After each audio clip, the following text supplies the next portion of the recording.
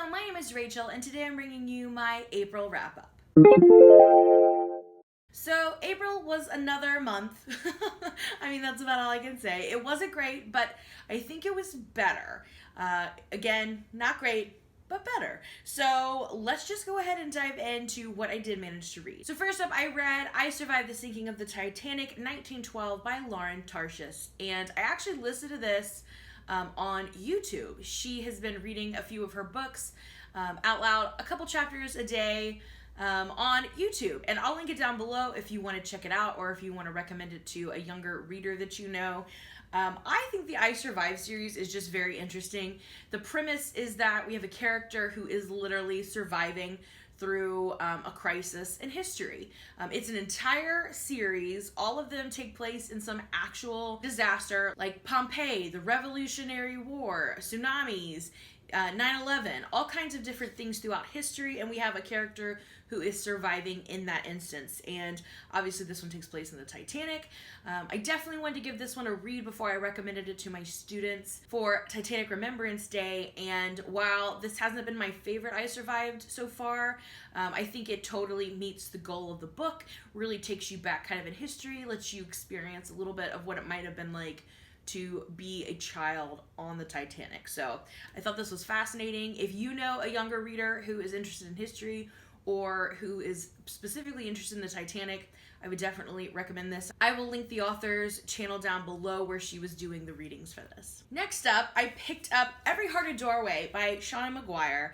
I read this one for my owls. I don't remember which class it was for, but it was the one where I had to read the word heart on the title or a picture on the cover. So I picked this one because it was short. I was not that excited about this book, I have to admit. For some reason, I just wasn't into it. I've heard people say wonderful things about it. I wasn't anticipating much, but it was short, so I was like, I'm gonna do it. And I actually really, really enjoyed this. Totally took me by surprise, and yeah, I was very intrigued. I listened to it while I followed along with the book, and that really helped me kind of immerse myself in the world. But the only thing I knew about this book going into it is that it was a portal-based fantasy that is often compared to Miss Peregrine's Home for Peculiar Children, and I would say that's pretty fair. However, I think this is a little bit more adult, and I think it really opens up a lot more questions. Like, I wasn't really that crazy about Miss Peregrine's Home series. It just didn't work for me that well.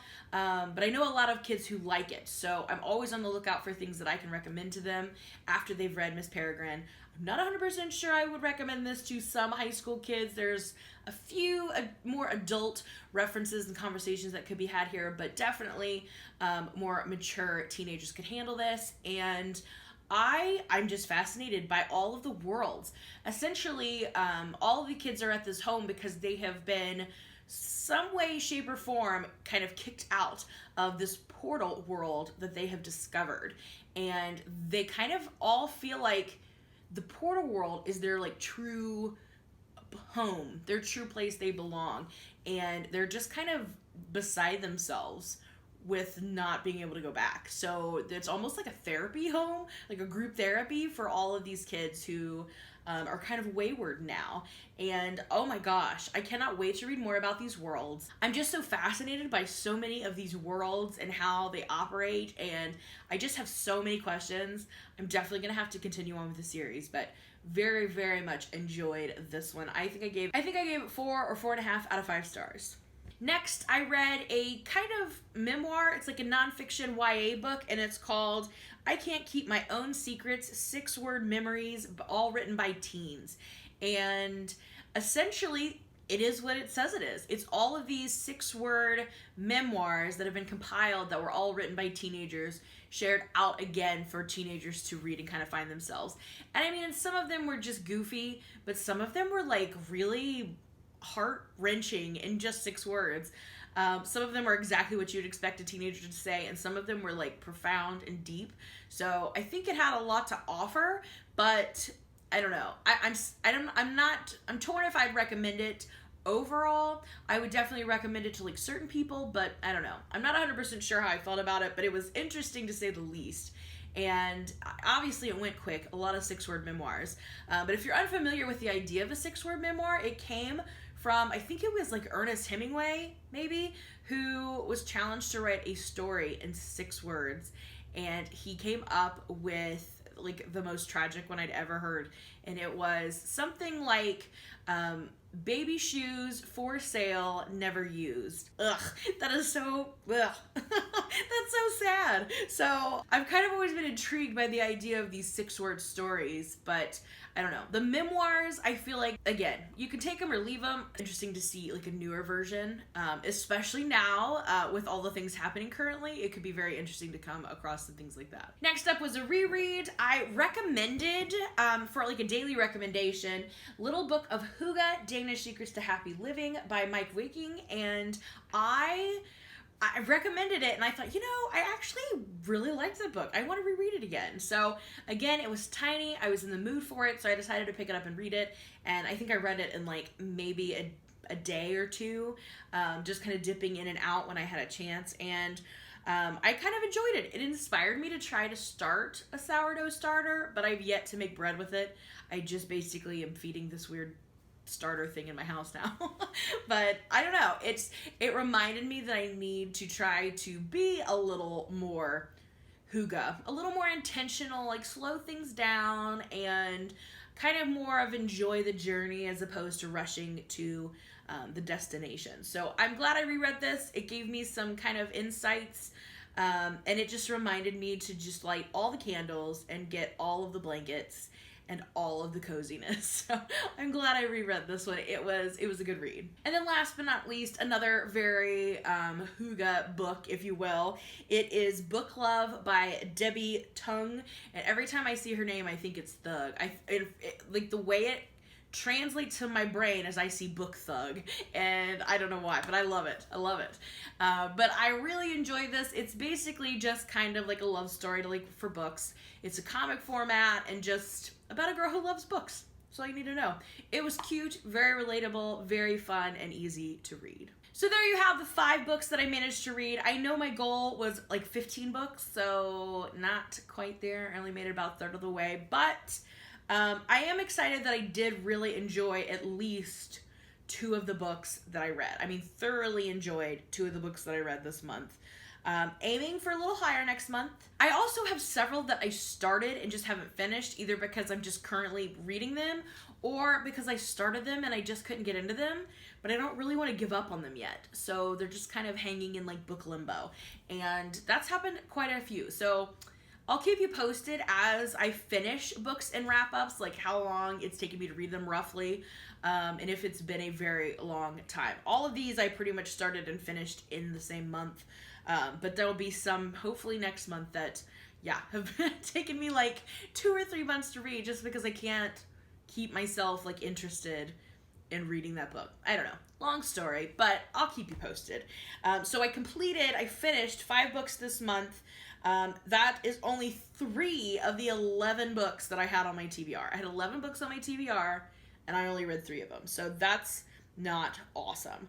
But, and actually, technically, when I was writing my stats down, I counted the 2 that I'm currently reading. One is Rebecca, which was on my TBR for this month. I'm currently reading that one. So I'm going to count that as being met on my TBR because I am currently in progress. And the other is Lady Killers, which again, currently in progress. However, they're obviously not finished by the end of the month. So they'll probably be coming on next month's wrap up. So technically, I guess just 1 out of 11.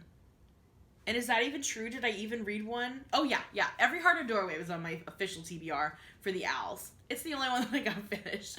So, boom. However, this does have a white cover, so I probably could have used that for one, but I feel like it goes without saying to tell you I epically failed the Owls. Oh, well. We'll try again later. We're going to try again later. It's okay. But yeah, TBR was a big fail. 5 books total for a total of 889 pages. That means I read about 30 pages a day, and my average book length was only about 177 pages. So not great, but better than nothing, right? I mean, I think it was just last month that I only read 1 book. So even though we read 5 very small books this month, We read 5, so I'm counting that as a win. So next up, let's like quickly go through my yearly goals. So the first goal is to post 1 video a week. Nailed it. I got 5 out of 5, 100%. So far, even though 2020 has been insane, I have managed to post at least 1 video every week, and I'm super proud of myself for that. So go me. Next up was to use my bookcases as my background. That was one thing I really wanted to do this year because I love my bookcases. And it's such a better looking background than when I'm up at my computer just being lazy. So I got that down to 100%. All 5 videos were filmed right here with the awesome bookcases behind me. So yes. Number 3 was to enjoy reading. And I'm going to give myself, I'm going to say a 40%. I spent a lot of time this month, like, kind of like, oh, I don't want to read that, or I should read that TBR stack. And then I read a few things that were okay. And then I had several books that I just could not, like, make myself read. Even though, like, they're not bad books, I'm kind of enjoying them. I still was pushing myself to read a lot this month. So I'm going to put it at a 40%. I'm starting to enjoy it more, but I'm not loving it still. So I think towards the end of the month, I began to pick up some steam. So hopefully next month, that number will be higher. And then my next one was Read Harder Challenge. I wanted to read a book for all 24 challenges, and I'm still at 12% complete because I didn't read any books this month. Actually, as soon as I said that, I think one of the challenges is a YA nonfiction, and I Can't Keep My Own Secrets could totally count for that. So let's call it 1. Let's call it 1. So I'm officially now 4 out of 24. Go me. Next up was to read 100 books for my Goodreads challenge, and I am currently at 20 out of 100, which is not enough if you do math at all. I'm not making it. But I'm only down 13 books only, so maybe I'll catch up this month. I don't know. Yeah, let's just move on. Next was to read all the book club books. I made this a goal hoping this would be an easy one, and so far it has not gone well this year. But book clubs have been a weird thing this year. So I would say that I've technically started the book for my peer book club. I am not finished with it though, so I'm only going to count it as half. And I didn't get to the student book club book yet either. I didn't get to it. But I'm hoping to still read it because it's Aurora Rising. And Aurora Burning literally comes out today, the day I'm filming this. And I really want to reread it. So it's going to happen. But at this point in time, it's only 25% this month. Not great. Not great. Yeah. It's not great. In my defense, though, I feel like my book clubs have just kind of gone off the rails with the pandemic. So, I don't know. We may kind of excuse that one. Then, the last goal was just to chill out. And I would say, again, I'm going to give myself a 50% because while I have been so chill that I haven't hardly read anything, I mean, I had an awesome TBR all laid out and I didn't even bother to get to it. I've also been like kind of down on myself because I'm not reading as much. Like, I love reading and we have all this extra time. It feels like built into our schedule. I'm not finding any extra time really, but it seems like it. And it seems like I should be getting a ton more reading done. And I feel like I'm constantly aware of that. Like, I should have already finished a book. So I'm going to take some off for that. So we're going to say 50% with the chill.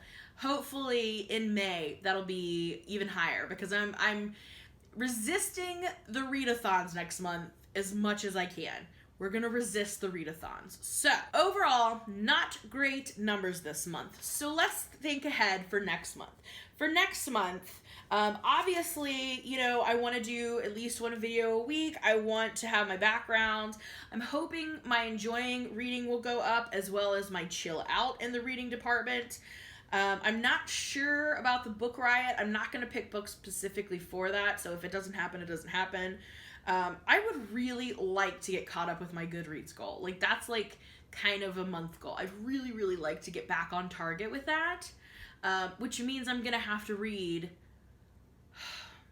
so many books. I'm I'm gonna have to read so many books, but that's kind of a secret goal. Let's call it a soft goal. I don't think I'm gonna hit it, but that's kind of where I'm aiming. So let's just make progress towards getting caught back up. And I would really like to try to read our book club books, at least my peer book club book, but the student book club is just kind of on hold for right now. So I think we may not deal with that in the goal next month. We'll see. We'll see how the month plans out.